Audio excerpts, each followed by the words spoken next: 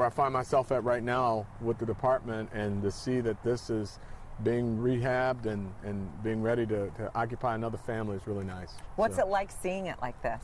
You know, it's kind of emotional. I mean, because I was a baby. I mean, I was a little kid here, and that porch seemed gigantic when I was a baby. I mean, it literally, look, when I was a kid, you couldn't tell me that wasn't as big as a track, because we would run back and forth on that porch and ride my big wheel up and down the street. It was pretty cool. Yeah, the perspective is so crazy. Is interesting, right? Yeah, it is. It's amazing what a few years will do. Did you know it was being rehabbed? You know, I looked at buying it a few years ago, and it was sold, but I didn't know what the plans were. I knew at some point they would rehab it, but I didn't know, you know, that today would be a day that I would see it. So that's just kind of incredible in and of itself. So who did you live here with? So my mom, I had a young single mom, which I'm very proud of. She's now deceased. And my grandmother and my grandfather. My mom was the youngest of 9 children, 4 girls and 5 boys, and they all lived in this home. And it was really incredible. My grandfather bought a new car one summer, and he pulled in the driveway, and the driveway has a little pitch in it, which you'll see, and it was a convertible. It was a really cool car, and I was probably 4 or 5, and he pulls in. I run out the back of the house, and I said, "Can I sit in it?" And he lets me sit in it, and I'm pretending to drive. And I remember pulling the car out of gear and it rolling, brand new car, rolling into that street. And your grandfather screaming? My grandfather, well, let's just say, that's the first time I remember what a spanking was. Yeah, right. So he grabs me out of the car. He was very upset. But every time I think about this area, I think about that moment in time. But beautiful home. And again, it's a huge house, but in those times it felt gigantic. And this porch, so many years of sitting with my grandmother and playing with the kids in the neighborhood. And I remember my neighbors over there. It was really nice. So many memories, right? Yes. All right, here, let's head up. I bet now it looks small to you. It does. Compared to back then. It does, but these were like bleacher seats. Oh, yeah. Or stadium seating. When you're a kid, right? When you're a kid. And just to reminisce, but physically in this home, 70s. Wow. Yeah, I know. Yeah, we moved out of here, or they moved out of here in the 70s. And, Mom grew up and got her own apartment. But we actually lived not far from here. The next house they went to, my grandparents, was a little bit bigger, and we stayed with them there for a little while. But yeah, last time I was physically inside of this house was the 70s. Wow. Yeah. So your mom, you mentioned one of 9? One of 9, youngest of 9. And single mom? Single mom, very proud of that. She did a phenomenal job. So how did that impact you? Well, it really is the core of who I am. I mean, my mother was an amazing woman. She read to us every day. That was something that she made sure she did. I didn't understand it at the time. In fact, I was like, oh, here we go again with that. But it's something that I did with my daughter, and it made an impact on me. And I noticed she did the very best she could. And so when I, think about her, it's always with fond memories. We lost her early in her life from diabetes, something that I too suffer with, and have to work at maintaining through exercise and trying to eat right. But you know how that goes. Yeah. How old was she? I lost my mom at 36 years old. Wow. Diabetes, yeah. She went into a coma and didn't come out. And it was very tragic. But, a lot of good life lessons from her early on. And, as I said, she did the best she could, and I'm very proud of her. How did that shape you as a father? Well, I recognize the importance of time and space. I recognize that we are here on this earth for a finite amount of time, and we have a tremendous responsibility with the time that we have.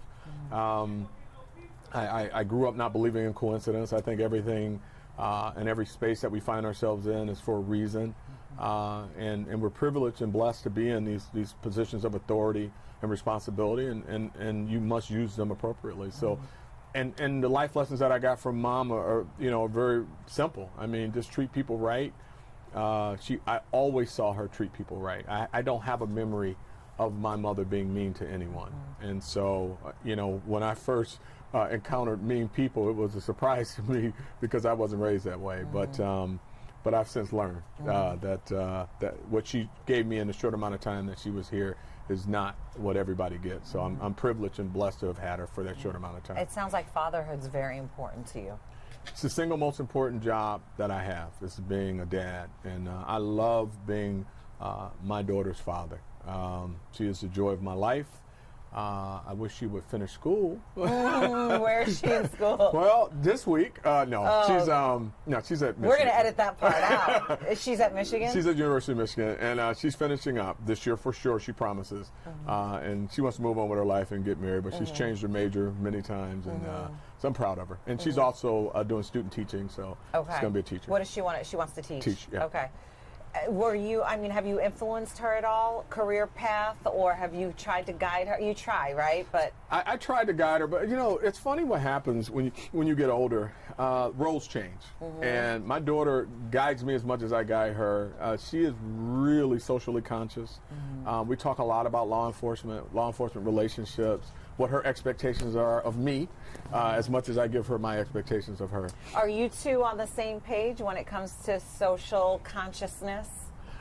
So she has recently informed me that I could be more socially conscious. But I think we're on the same page, yes. I just think that she has a different lens and a youthful lens. And so she just reminds me from time to time that my lens isn't as youthful as it used to be, or youthful as it used to be. So she tries to open your eyes up to things and vice versa. Absolutely. She tries to make sure that I see the world from her perspective. I try to make sure that she understands that my world is informed from my perspective and my history. But there's a mutual respect. Generationally, obviously, huge differences. Generational differences for sure. But, you know, two things can be true at the same time. I mean, she has her lens and her understanding of responsibility. I do too. She reminds me of this important role that I'm in. And I remind her of the important role that she's in coming behind me. And it's a healthy conversation. And you know, we certainly, you know, the last couple of years in law enforcement have been very trying. And we have tremendous responsibility as law enforcement officers to make sure that we constitutionally police and that we respect the rights of all. And she knows that about me, and she knows the kind of dad I am. And but she tells me the other things that I need to make sure that I keep on the forefront of my mind and my consciousness from as an African American female entering the workforce and a graduate and things like that she sees, and I appreciate that. Yeah. So I can't imagine that growing up here you thought that one day this is where you would be, or did you? No, not at all. Not at all. Funny story. So Grandma used to keep me, as I said, young mom, and so she would be in school and working, and so I could not wait until garbage collection day, because I would look out that back window and see garbage collectors in the alley picking up garbage bags and tossing them in the garbage truck. Wanted to be a garbage man. Grew up wanting to be a garbage collector, and back then they called it garbage man. That's not appropriate today, but garbage collection is what I wanted to do as a child, because it was so cool to watch them toss those garbage bags. My granddad actually worked trash collection before he went into construction. Really? So I really wanted it. Yeah. And so no, I never thought that I would be a police chief as a child. But when did things shift for you? Well, actually they shift early in my life. We dealt with a tragedy. After my grandfather died, my uncle kind of took over the family, my oldest uncle. As I told you, my grandparents had a very large family, and he was murdered. And he was actually murdered in the house that I'm going to show you here soon. Yeah, we're going to head there next. And there was an amazing moment in my life where, when my grandmother was notified that her son, her oldest son, had died, she started crying uncontrollably. And I had never seen my grandmother cry. I was a little kid. And when it happened, I started crying. And the officer, he picked me up. And it felt like a giant. I'm sure he's probably my height, but back then it felt like he was a giant who reached down and picked me up because I was crying, and they consoled my grandmother, and that made that imprint, and that's when I kind of first noticed police officers. And how old were you about? 11. 11, yeah. okay. And 10. Okay. And that was it. That's when I wanted to get in. I started pretending to be a cop and started wanting to be a police officer and started asking for things like that, you know, uniforms and hats and that type of thing. And because I remember pretending to be the person who helped my grandmother. And that was it. When I grew up, I started focusing on law enforcement. And mental health, that came before that, right? Explain to me a little bit of the timeline. Didn't come before. It didn't come. No, it didn't come before simultaneously. that. No, actually, much later in life. Okay. You know, as you know, I've spent 20 some odd years. At that point, I think I was around 17, 18 years in law enforcement, 15, give or take. And what was important to me is to understand what I was seeing, particularly in my community. Lots of poor decision making as it relates to trauma. Unaddressed trauma, people making bad decisions, understanding that you cannot arrest your way out of crime because there are so many influencers to crime. And what happens when you see it over and over and over and over again, you make an arrest for violent crime and you think, okay, well, we got this violent offender off the street, we should be okay for a while. And then right after that, there's another and another, and you start to unpack and look at exactly what drives behavior. You see that there's poverty, there's unchecked mental health, there's community trauma, and it's unfortunate because unless you address all of those factors, the poverty is a big issue that drives crime, and there's been a lot of studies done on it, and we know that it to be true. The broken windows theory of crime is real. You look at the fact that you have a community that has suffered trauma, and so you become desensitized to trauma. You become desensitized to violence and gunshots. So there's a lot of things that drive behavior. So I just became fascinated with it and wanted to understand how can I help? What can I do differently than simply putting handcuffs on people? Right. And that gave, that really drove my focus to find out a little bit more about myself and more about mental health. And after I graduated from Wayne State, I started looking at what I could do. And just, 8 years ago, I went to Central Michigan, obtained a master's degree in mental health, and got licensed as a limited licensed mental health counselor. And I'm guessing you put it to good use probably several times a day, right? I do, sometimes for myself, of course, because you have to actually understand yourself before you can help others, and decompress and understand what that looks like, what self-care looks like. But at the same time, really using it to inform a lot of our policing practices that we're going to be implementing this summer with our new crime strategy that we're going to be releasing to our community here in a few days. Chief, tell me where we are. Well, this is 30 Arton Park. This is my family's second home after my grandfather died in the 70s. And my grandmother was here with my uncle, who started off as the caretaker of this home, and ultimately was buying it. And very tragic situation. What happened? This is really the home that just changed my entire family forever. My uncle and one of the workers was murdered. A good friend of his was murdered in this home in the 70s. And, really just changed the entire dynamic of my family. And at that point, the whole family just went in different directions. And, my uncle was really after my grandfather died, he was, everyone's father. And it was just a horrible situation. And so you were touched by crime, so young, you were 10, right? Yeah.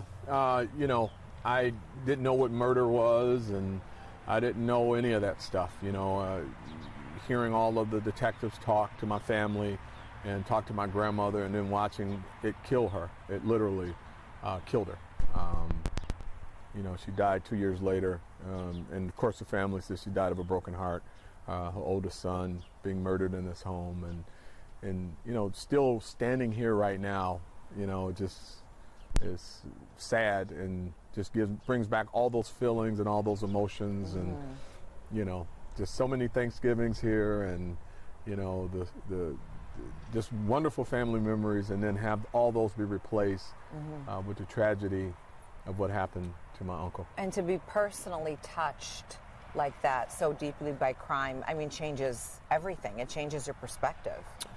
It does. And, you know, I remember my grandmother dropping to her knees and wailing, what literally sounded like you could hear her heart break.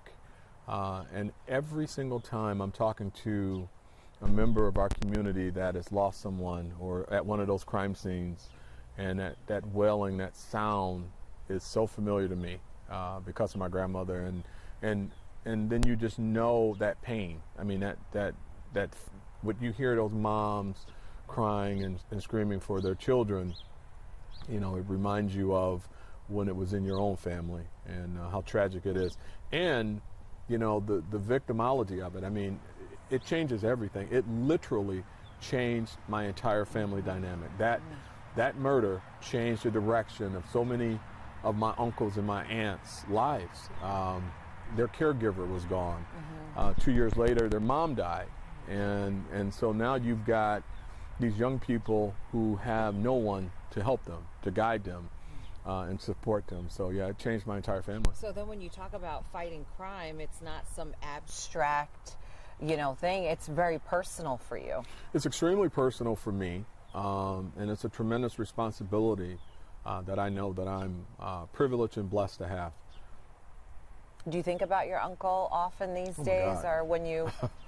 I think of him right now. I think of him often, and I think about this house and what it meant to us and how proud we were to have this magnificent home in our family, and now and how it became a symbol of pain and hurt and violence for us. And you know, for years, my family could not drive past his house. They would literally turn and go in another direction.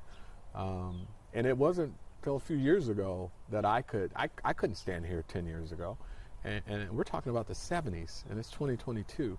And even being here now, the emotions that I'm filled with is such that you just know what could have been if my uncle had lived, and the tragedy of that moment didn't happen, and what could have been for so many people in my family that did not reach their potential because of the selfishness of a person who decided to murder my uncle in this home, and you know, stop his dreams and stop the dreams of people who loved him and redirecting their lives selfishly.